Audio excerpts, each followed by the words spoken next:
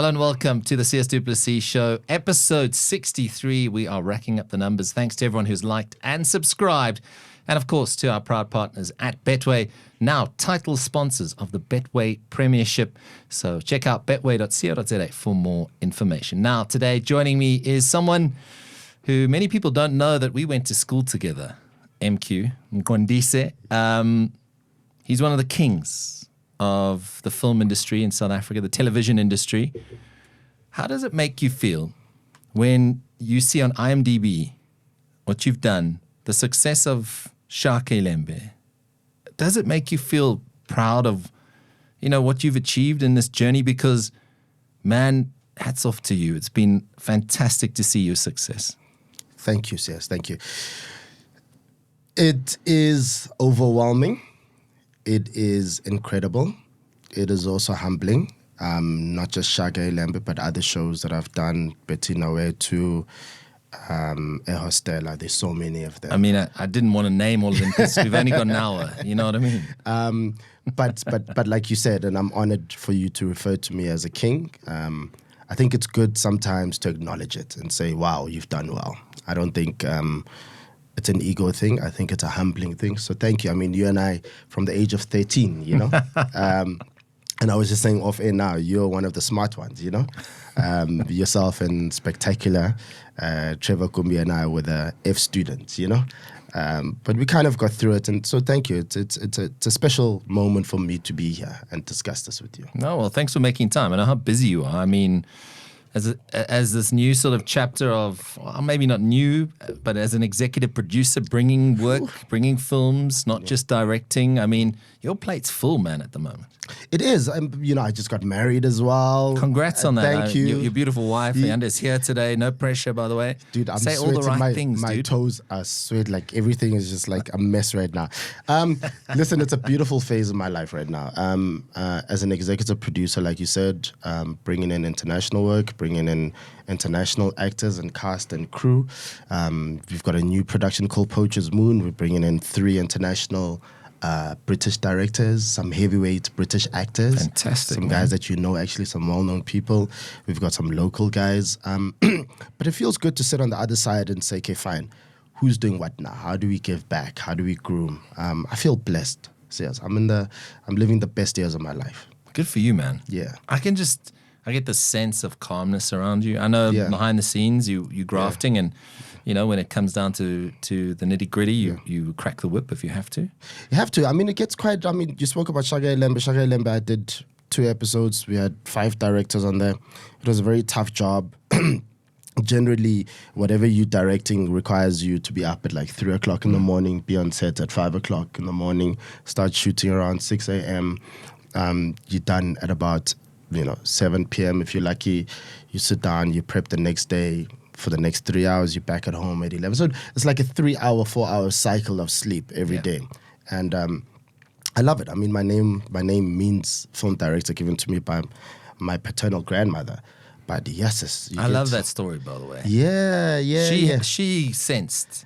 Well, she sensed that there was greatness. Well, one of your sponsors is Betway. So maybe Betway can give us money to make a film about it, because she used to dream about horses that would win. You're kidding. I promise you. July. I'm telling you. She bought a Ford Ranchero.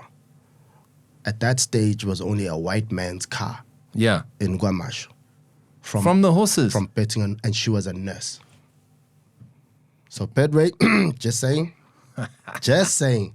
There's a story there. So let me ask you on that point.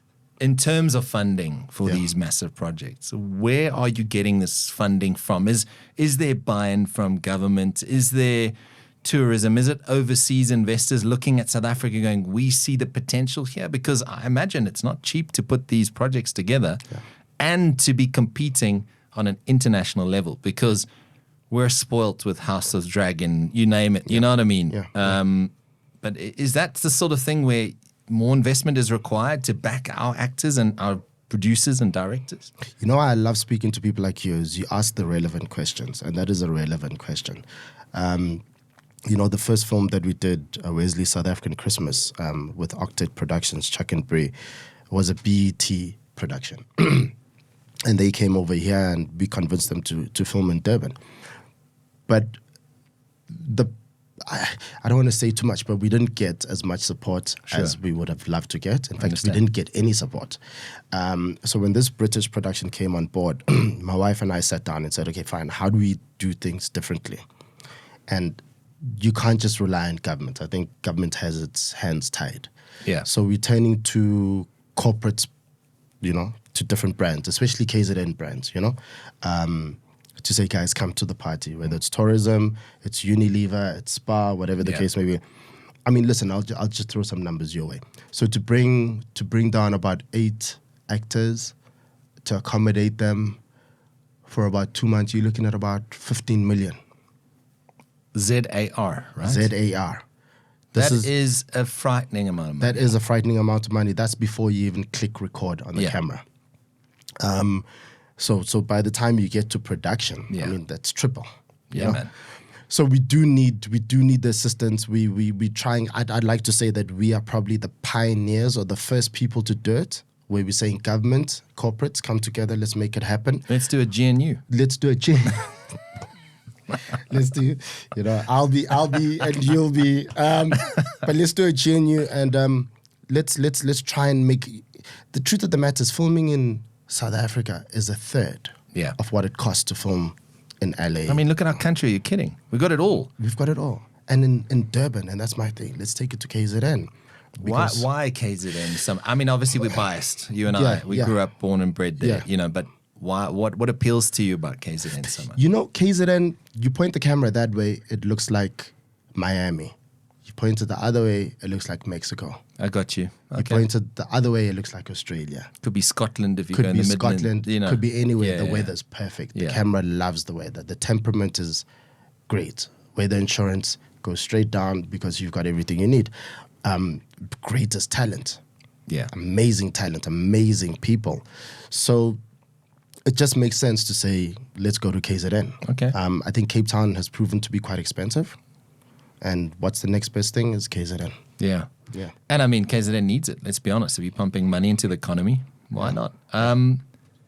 Tell me about that sort of putting a film together, man. Woo! Like you mentioned now 15 million rand just for 8 actors, let's say 2 months. Yeah. But that is like the cherry on the, I mean, that's your cast, but there's so much more. I mean, does it give you sleepless nights at times? It does, yes, it does. It does. I mean, so I've been playing in the producing space for the last couple of years, maybe about 4 years. But executive producing is it's a different ball game. Yeah. Because now everything has to go through you. And I'm talking about the most minute basic, from catering to vehicles to you name it.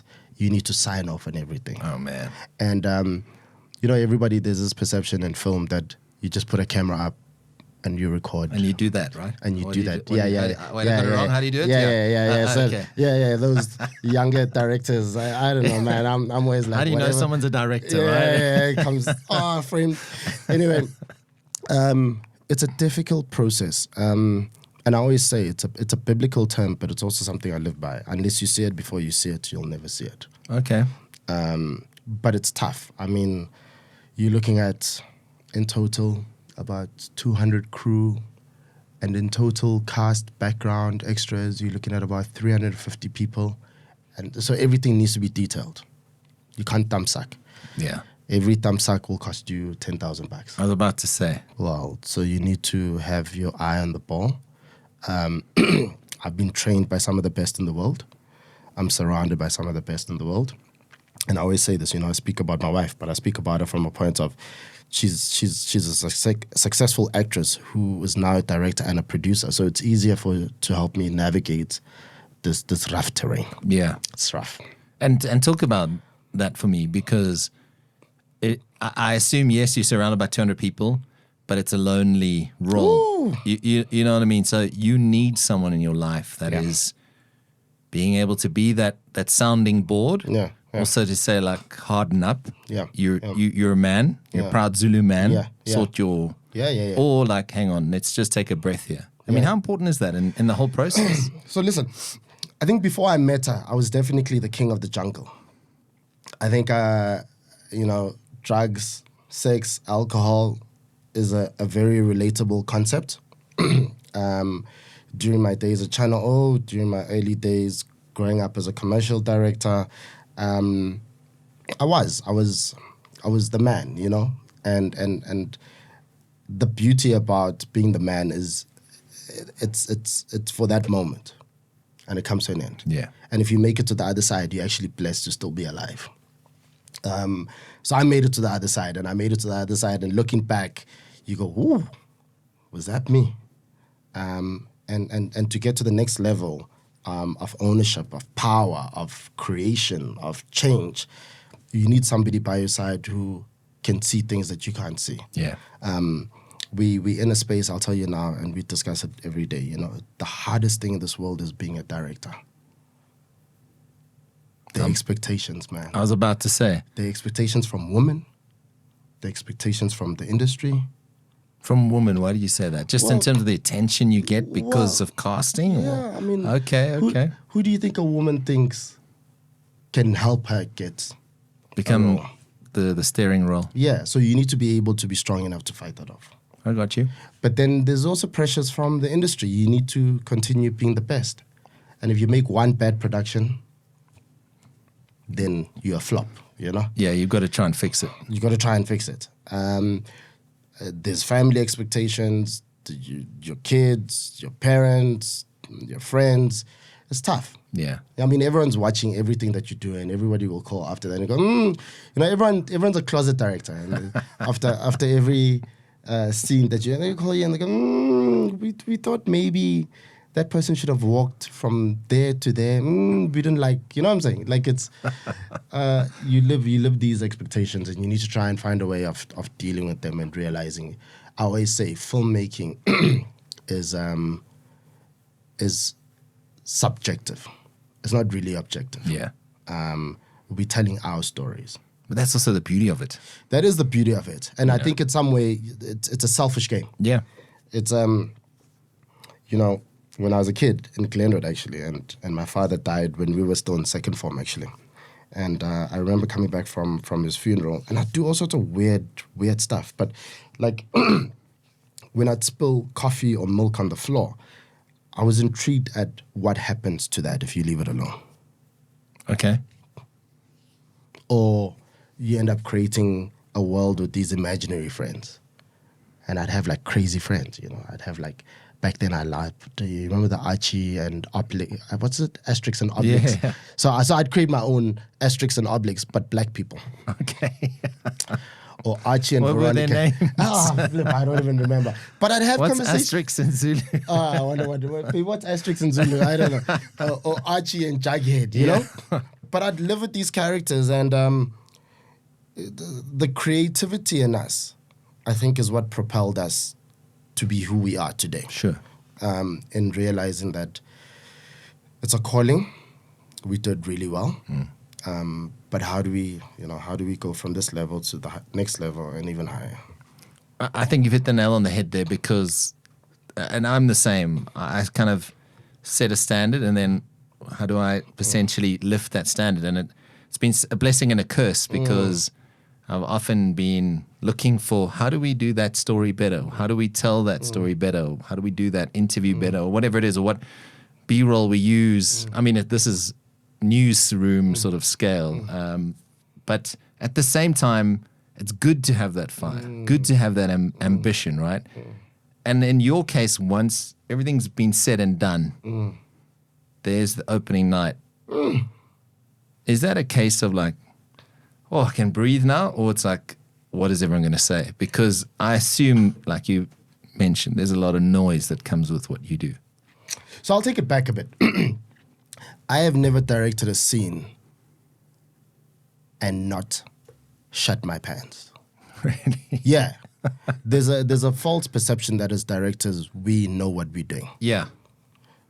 We do, but to a certain point, if you're not driven by, so I always say, there's a million ways to shoot one scene, but there's one way to really make it cool. Yeah.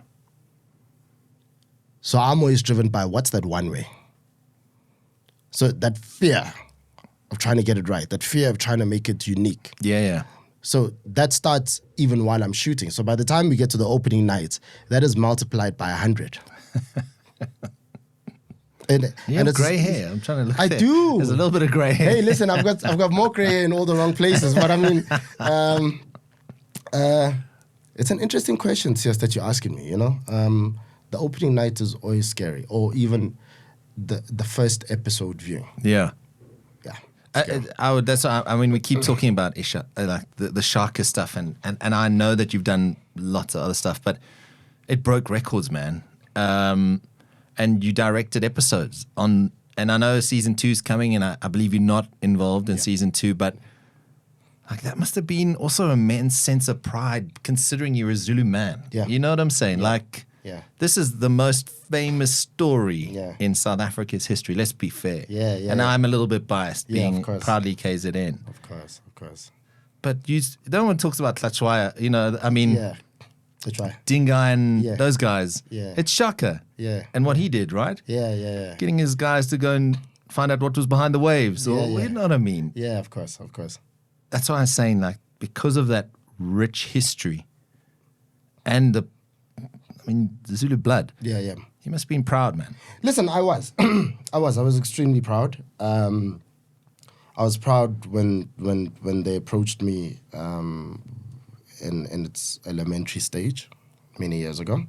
I was proud when Desiree asked me to come do these episodes. I was really proud. But I was proud of the team. There's an amazing team. So I'm, like yourself, I battle to take credit for something that's been put together by everybody.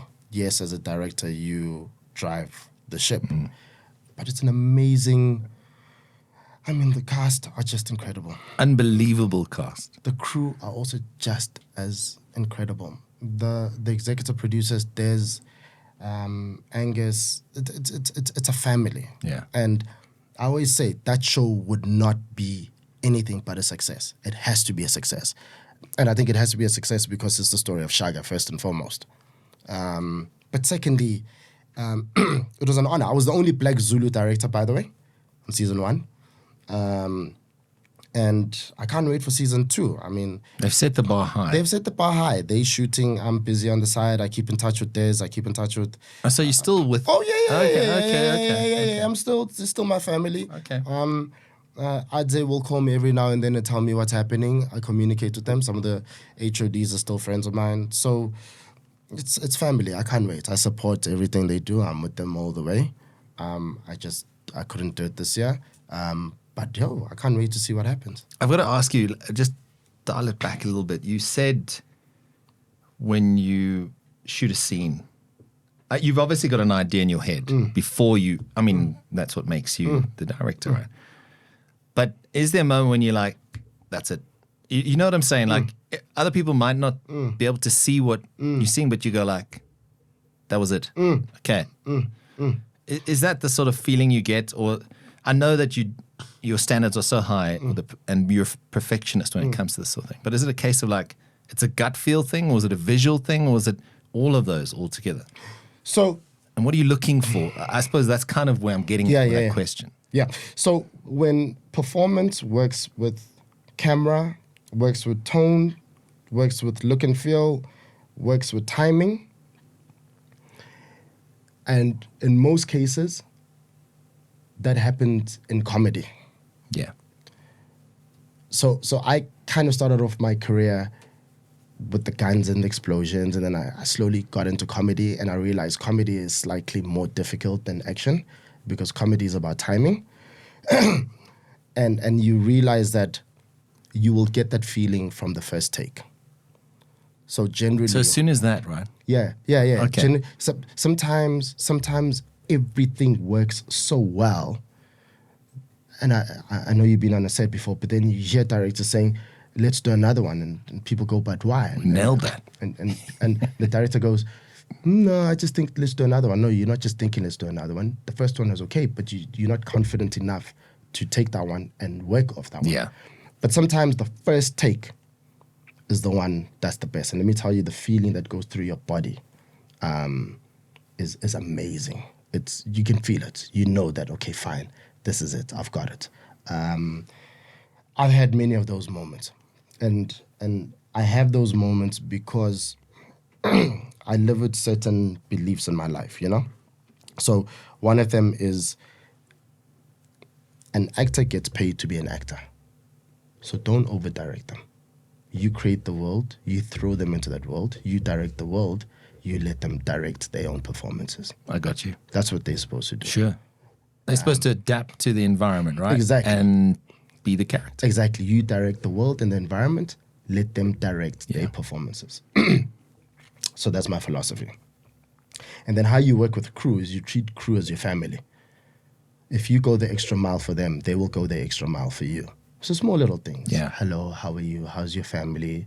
And you discuss certain shots. One thing that I've always been open to is a crew member coming to me and saying, MQ, what do you think about that if we light it that way? And you go, oh, wow, okay. And once you make them feel like they're part of the process, the show will look great. So coming back to a show that I don't know if you've seen, but a well-known drama series called eHostela that I did in Durban, which was like our interpretation of The Sopranos and the Mafia. I was about to say, like, it was quite, I love that. Okay. But the journey to get that done, I had to go spend time with the actual assassinators or assassins. And I had to get into their world and understand. Way. Yeah. There's a story behind that. But I had to get their buy-in. Hired gunmen. You spent time with them to understand. A lot of time. That's mad. Yeah, a lot of time. And they welcomed you, or how or was it a little bit like? Well, initially I think it was like, who are you? Are you an undercover cop? Yeah, an undercover cop. Okay, so you think you can come into our world? I'll tell you what. Let's go for drinks, and then at 11 p.m. take us home, and you get to their world, and it's not exactly the safest of places. Of course not. So it's just like you have to buy their trust and get them to get to a space where they go, okay, fine. And eventually, by the time we got into it, the show was incredible.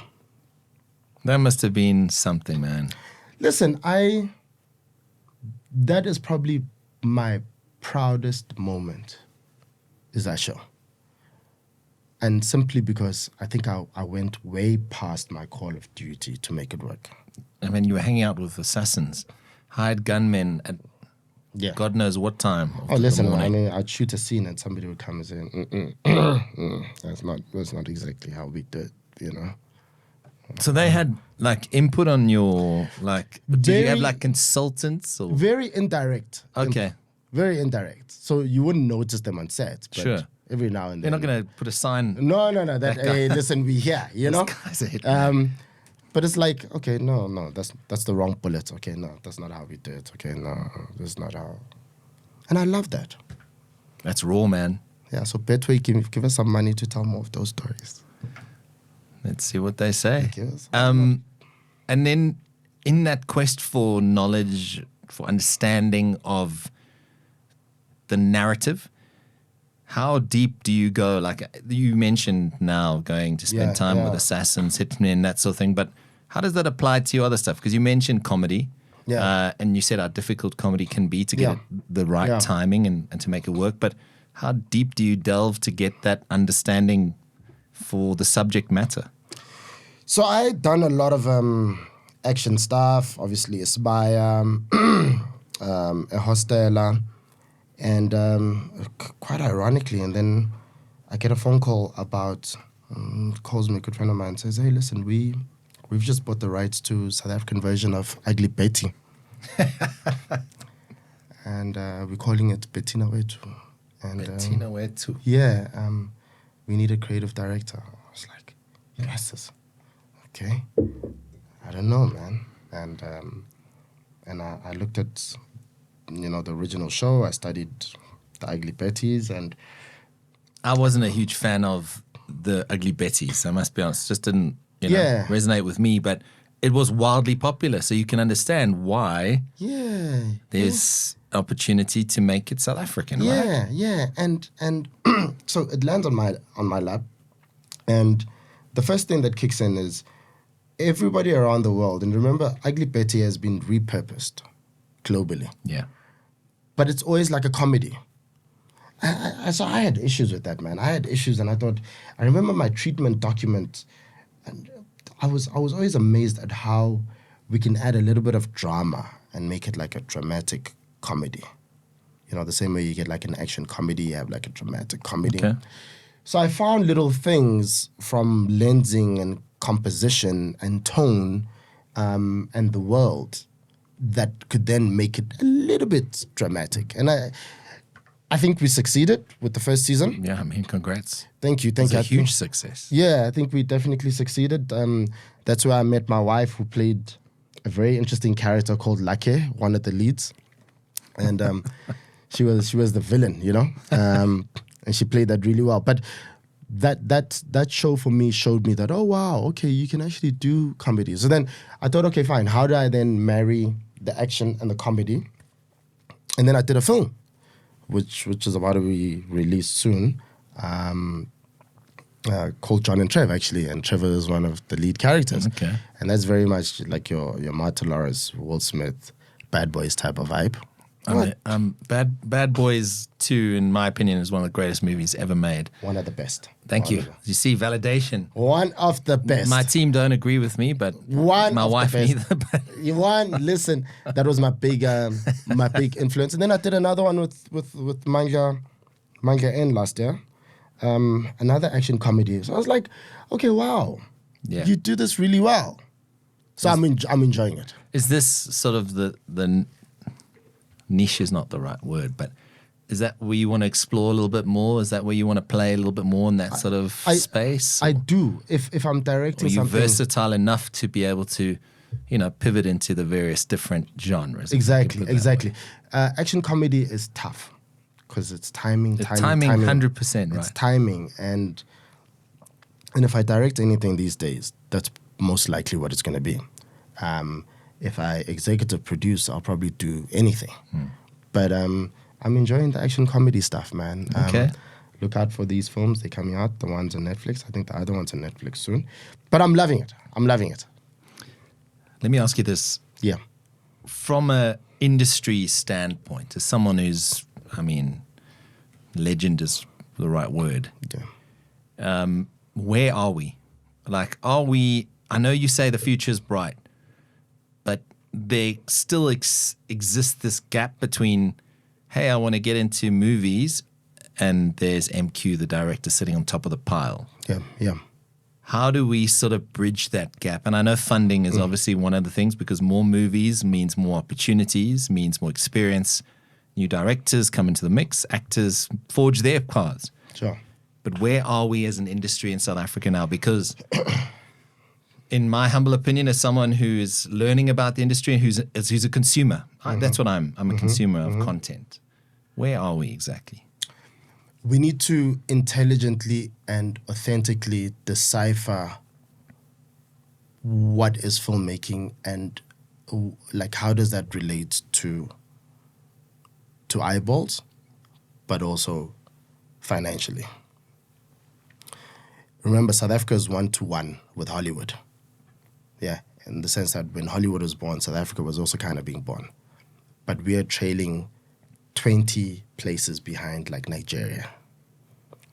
So with all this knowledge that we have, we still haven't mastered what is filmmaking. But I look at Nigeria and the Nollywood stuff and I'm going like, really? And is it maybe because I'm a bit of a snob when it comes to the content that I want, like I'm paying my hard-earned rands and cents for my subscription to Netflix or whatever it is. And I'm going, DSTV, for example, I want a certain standard, right? I want to be entertained. And I look at Nigeria, and this is said with all due respect, it obviously works because they are where they are. Yeah. But it feels to me it's a more case of quantity over quality. It is. And it seems to work. It is. Well, Nigeria is quite smart because they built an industry based on the premise of let us assume there are no cinemas. Yeah. And let us assume there's no VOD. Okay. Which is quite intelligent. Ahead of their time. Ahead of their time, because they said, listen, if we're not getting work from any VOD platform or any broadcaster or anything like that or cinema, how do we create a viable industry for ourselves? And that's what they've done. which is genius. Yeah. Whereas in South Africa, I think we rely on on too many people to get it done. Okay, I got you. You know what I'm saying? So people from Nigeria can come in here, filmmakers can come in here and go, oh, my Buddha, me, give me 10 days, I'll shoot a film. And they can. Yeah.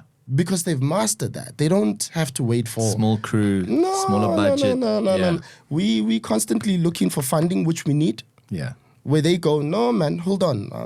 I'll shoot myself. I'll edit this thing myself. I'll act in this thing myself. It's a Tyler Perry model. Okay. You know what I'm saying? Yeah. The older you get, you realize that, okay, I'm old now. This thing is, you can't be the DOP and the director and the actor and the editor. Yeah. You can't. You need to be able to look at the business and grow the business. There's too many moving parts. There's too many moving parts, which is where we are now. Yeah. So I hope I've answered your question. Who inspires you? Who sort of, when you started set out in this journey, the Channel O stuff is mind-blowing. Yeah. Channel O, it set the tone. Yeah. But who was inspiring you and who inspires you today? You said the Tyler Perry model. You look at, filmmakers out there, you look at content creators out there. Yeah. Who's sort of, I hate the phrase, but everyone uses it, moving the needle for you at this point. Of course. So I do this thing on Instagram called Celebrating Black Excellence. I've seen that, yeah. And it doesn't isolate white excellence. All it is it's an opportunity to speak about people who have pretty much walked the same journey as me. I didn't go to a film school. I was discovered, literally, I was sleeping on the streets. A lot of people don't know that. You're kidding? Yeah. I was a bit of a street kid when I was discovered. And I was discovered by Fiona from Spotify. Yeah? Yeah. Fiona saw me hanging around the SABC around 1999. That's fresh out of school. Yeah, fresh out of school. I had a backpack. I was trying to do some work with a guy called Nick Regisford. I think you probably remember Nick. Nick was Glenn Lewis's producer. Yeah. And Fiona was like, hey, what's in the bag? And I said, some scripts that I've written. And she said, oh, you're a scriptwriter. And I was just hungry that day. I hadn't eaten. And she said to me, oh, do you want to do this? And I was like, yeah. And she said, okay, listen, I've got a meeting at a company called Black Rage, which was owned by Kutlwano, Tulis, Kusano, who used to be on Metro FM, Dino, and Maria McCloy. And they had just been given a show called Basic. Basic was replacing Studio Mix. And SABC had said, you know what, yeah, Studio Mix has been running for so long, let's give it to a new company. So they gave it to Black Rage Productions. So I ended up having a meeting with Dino. At that stage, Dino was the head writer for LA Law. So here I am, I walk into his office. That's mad. And he's like, who are you? And I say, I'm MQ. He says, what are you doing here? I say, well, Fiona brought me here. She's got a meeting with you guys. He says, okay, what's up? I said, well, I want to be a scriptwriter. He said, what do you know about writing scripts? I took out these scripts and I showed him. He said, have you ever used a computer before? And I was like, no. And it was a computer lab at Glenwood. Yeah, there was a computer lab at Glenwood, but I mean,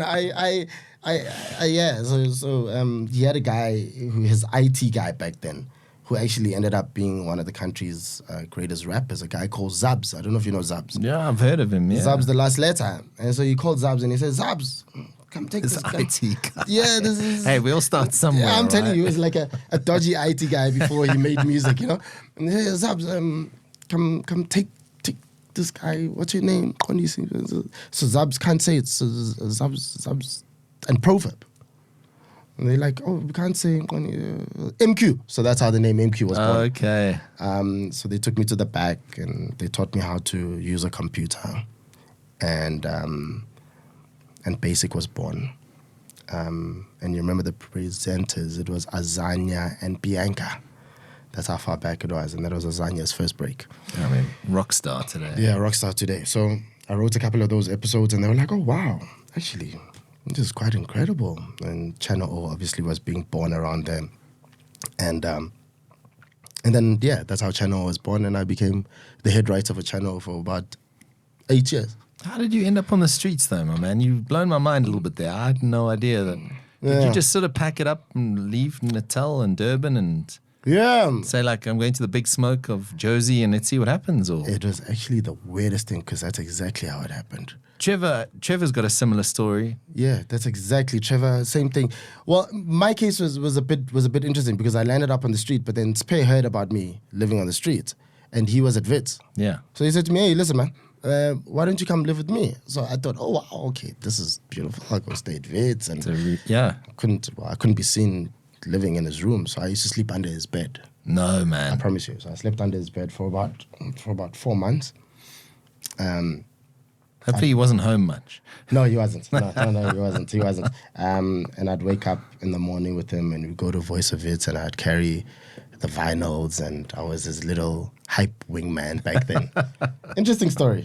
Yeah, I'm here today. Shout out to Spectacular, man. They've done well. I mean, you, Trevor, Spectacular. It's been, the three horsemen. Yourself.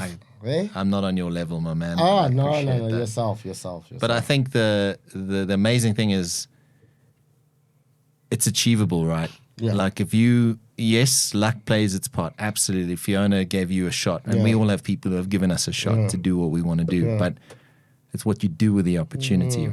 And I think that for me is one of the biggest life lessons I've learned is if an opportunity presents itself, you grab it with both hands and you hang on to it, even if you don't know where that opportunity will lead, because it will pay off. It will. What is your advice? Because you must get asked by wannabe actors, wannabe directors. Everyone these days has a phone. Yeah. Everyone thinks they can direct something or they can be a content creator or an influencer, right? But it's not that simple. No. Another good question. So, It's all about good questions on the show. oh right? man, another good question. It's about So- people who inspire me and inspire other people, and that's why you're in the room. Thank you so much, Sias. So, thank you, and I mean that. You have to watch. It's probably gone down now. So when I was still training, we had to watch about 60 films a week. So you asked me who my mentors, who inspires me. Globally, you need to be able to let these directors' names come out of your mouth without thinking about it. Wes Anderson, Wolfgang Peterson, Spike Jonze, Michel Gondry, Spike Lee. Do you know what I'm saying? These are all big Pioneers, absolutely. pioneers. South African directors, Dean Bloomberg, Mickey Dube, Thabo Marera, Tebogo Mahlatsi, and all of these directors. One of my mentors is a guy called Slim Gripper, who's an incredible commercial director, who's still doing some of the greatest ads. And Slim used to say to me, there's no new style under the sun. So everything has been done before. Yeah. How do you make it different? And I had to then say, okay, fine, what do I take from Michel Gondry? Okay, I like how he uses VFX. Okay, what do I take from Spike Jonze? Spike Jonze is the guy who did a lot of the Biggie Smalls music videos. Okay, I like how he frames up and stuff like that. What do I take from Wolfgang Peterson? I like his crazy and edginess. What do I take from Mickey Dube? I like South African nuances and performances. What do I take from Tebogo Mahlatsi? I like how he makes it purely South African. And you take all these things and you put them in one pot and you say, okay, fine, who's MQ? So what does MQ like? MQ likes VFX, great. MQ likes the explosions, the look and feel, great. MQ has a certain way that he likes to frame. Is it anamorphic? What is it like? Okay, great. What do I take from Wes Anderson? It's the composition. You take all of that and you make it yours. And when I show my show reel to you, you need to be able to say, okay, fine, I can see that's MQ's work. Yeah. Your touch, your artistic influence. Yeah. What are you watching these days? Because, I mean, obviously that seems an obvious question, but how you consume shows, I mean, like, people talk about Game of Thrones, it was like each episode was shot like a movie. You know, you've seen the behind-the-scenes stuff, and I'm using that as an example, just as my reference. But what are you watching these days, and what sort of gets you excited? Because I'm sure you look at some stuff within 2 minutes, you're like, nah. Yeah. Well, not even 2 minutes, maybe a minute. Yeah. You're like, I don't like the style. It's too long. It's too long. Yeah. So part of being married is now you need to understand that you have to share the remote. And look at her. She's loving that answer. And by the way, my wife is the biggest sports freak. Soccer and Formula One. So she's got me into that now recently. I've become a hectic. You She converted you? She converted me, buddy. Well done. Over the last, I knew You can nothing. stay. I knew nothing can about stay. soccer. I was like, these crazy guys running after one soccer ball. Now, buddy. But anyway, so she's got me into like, these Chicago meds and all that stuff. Don't start with that. Ooh, I've done SWAT. fire, PD, med. Ooh, buddy. Listen, we binged that. Captain Casey. Oh, dude. It's my man. Dude. Severide. Listen, buddy. Look at her. saying. She's so excited. I'm She's just busy saying. like, Med. Yeah.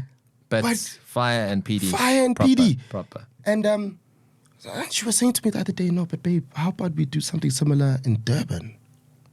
Absolutely. And I was like, wow. Because, I mean, those shows really showcase the strength of a country. And it's I real binged and raw. Ooh, Yeah. yes. And like, there's times when I've had to reach for a tissue. I'm not even going to lie. No, I've been there as You well. know what I mean? Like, you have to. I've, Poor kid comes in and it's like, oh my goodness, they're not going to make it.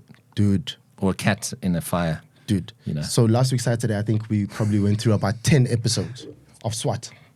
See, I already, SWAT's next on my list. Ooh, man. I'm like, so that's where I'm at. So what are you thinking? Like, are you thinking a SWAT type thing? I am. Are you I'm thinking. Well, she's thinking, and I'm with her now. So you're like, a team. Yeah, You're a team like right. fire, police, that kind of vibe. Okay. You know what I'm saying? In Durban, to showcase the strength of our services. You know, Absolutely. Our first responders don't get enough love in this country. not at all. Our sis. firefighters, our paramedics, they don't get enough love in this country. Not at all. Even our police and teachers and nurses. Respect to you guys. I Exactly. think that's a great opportunity. I think so too. If you need a ginger doctor, I am I've got ginger. you there, Ed, I but- don't know about my acting skills, but I've got you there. Will, you know what I mean? I've got Sias, you there, bud. You there. Somebody kills us. But honestly, I think that's the next move. That's exciting, man. That's the next move, and I hope somebody's listening who says, "Oh wow, okay." So a connection to reality in a way. It is. It is. Yeah, and recognizing It is. their love and passion. It is. But it's also a way that we can go, "Oh wow, we salute you." Yeah, We honor you. I can't say it enough. Yeah.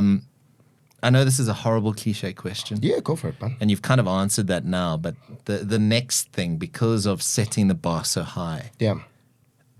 it's almost like you close a chapter on each production, Yeah. movie, TV, commercial, whatever it is. What's the grand scheme thing here? Is it to still be making movies in South Africa? Is there a temptation to Yeah. be in Hollywood at some Yeah. point, or, Yeah. maybe not Nollywood? Yeah. Maybe, yeah.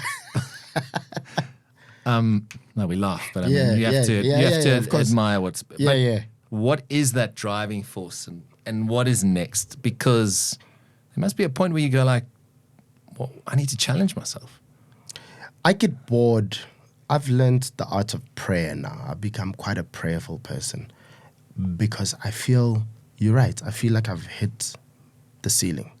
Maybe it's an age where we are now also. Like in terms of, do I turn left? Do I turn right? Yeah. Do I carry straight? And you want to make sure you're making the right decisions. Yeah.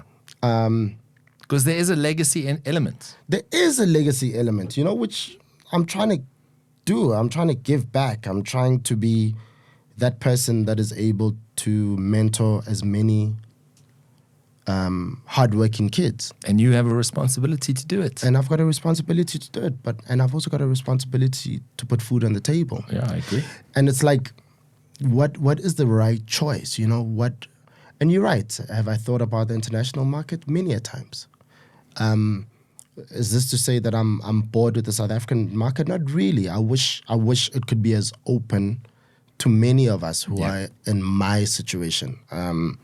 There quite a few of us who feel we want to do more, but the opportunity to do it is still quite political in this country, Yeah. But I'm driven by something bigger. I'm driven by an optimism that feels like there is more. Yeah. And we can build something here, especially in KZN. But we can build, and we're there.